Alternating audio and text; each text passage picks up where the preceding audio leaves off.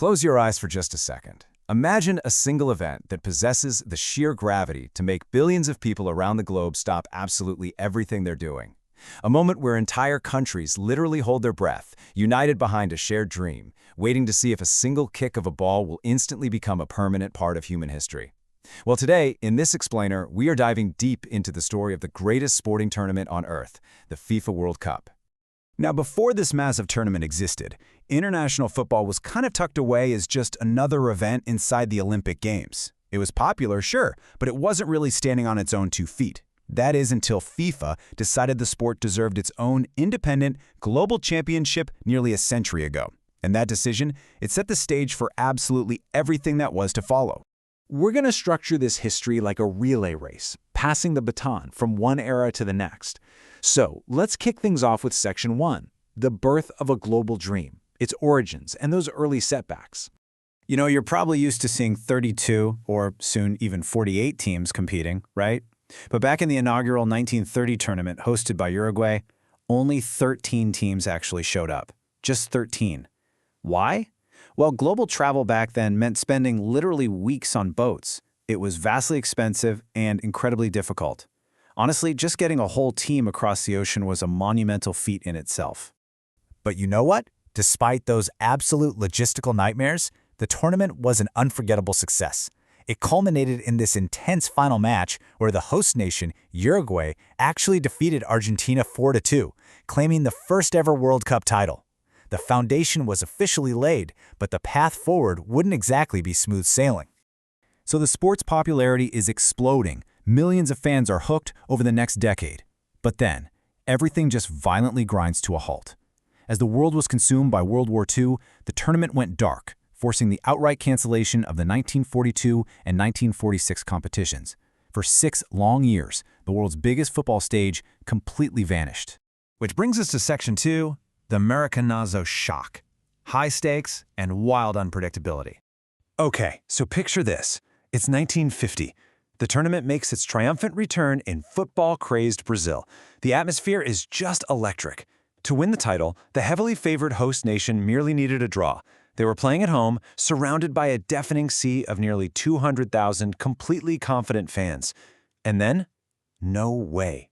Uruguay stunned the world, pulling off a 2-1 victory and absolutely breaking the host nation's heart.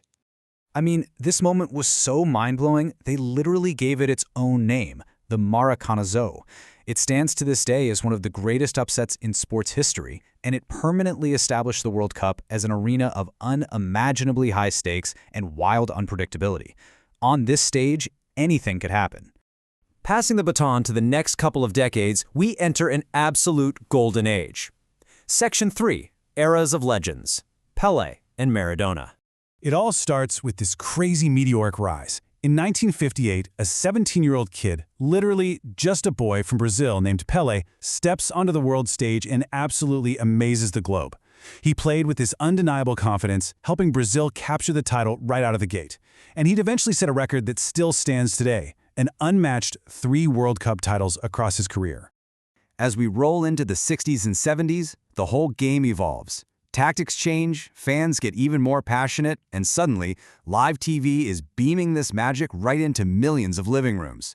Fans got to watch Pelé lead a 1970 Brazilian squad that played a brand of football so fluid and beautiful, they are widely considered the single greatest team ever assembled. But just as teams evolved, so did the individual superstars. Fast forward to 1986, the year of Diego Maradona. In a single match against England, Maradona displayed a stunning duality. First, he scores the hand of God, which is, without a doubt, one of the most controversial goals in history. Minutes later, he completely flips the script and scores the mesmerizing goal of the century, dribbling past almost the entire English defense to secure the trophy for Argentina. Moving on to Section 4, expanding the world's game, the modern era. So now the tournament is just getting larger and larger with every generation. We're talking rapid global expansion, huge television megadeals, and a whole new wave of unforgettable modern icons. You had the unstoppable scoring machine Ronaldo from Brazil, the elegant midfield maestro Zinedine Zidane for France, and the famously joyful Ronaldinho. These players created straight-up magical memories for fans worldwide. And they seamlessly bridged the gap to another massive geographic milestone in 2010. South Africa proudly hosted the World Cup, marking the very first time the tournament was held on the African continent. Defined by the endless, iconic sound of the vuvuzela, it ended with Spain capturing their very first World Cup title. Now, I want you to just take a second and think back to those 13 teams struggling to cross the ocean on boats. To put that into perspective, look at the scale today. Billions. That's how many people tune in. The tournament has snowballed into an absolute global juggernaut, comfortably cementing its place as the single biggest sporting event on the planet. Which sets us up for a full sprint into Section 5, Messi's ultimate triumph, heartbreak, and redemption. In the modern era, the story has been completely dominated by two guys, Cristiano Ronaldo and Lionel Messi. While Cristiano Ronaldo became an undisputed all-time great, the World Cup trophy famously remained just out of his reach. Meanwhile, his rival Lionel Messi faced his own agonizing heartbreak, coming painfully close, but suffering a devastating loss to Germany in the dying minutes of the 2014 final. But of course, we know the story wasn't over. Let's fast forward and ramp the energy up for 2022 in Qatar. Argentina and France battled it out in what was, let's be real, arguably the greatest, most dramatic final ever played. It was packed with shifting momentum, late goals, and a completely nerve-shredding penalty shootout. And when the dust finally settled, the ultimate payoff. Argentina emerged as world champions, and Lionel Messi finally lifted the single legendary trophy that had evaded him his entire life. The missing piece of his career was secured, sparking tears of joy across Argentina and the world. Looking back at all of this, the core takeaway for this explainer is pretty simple.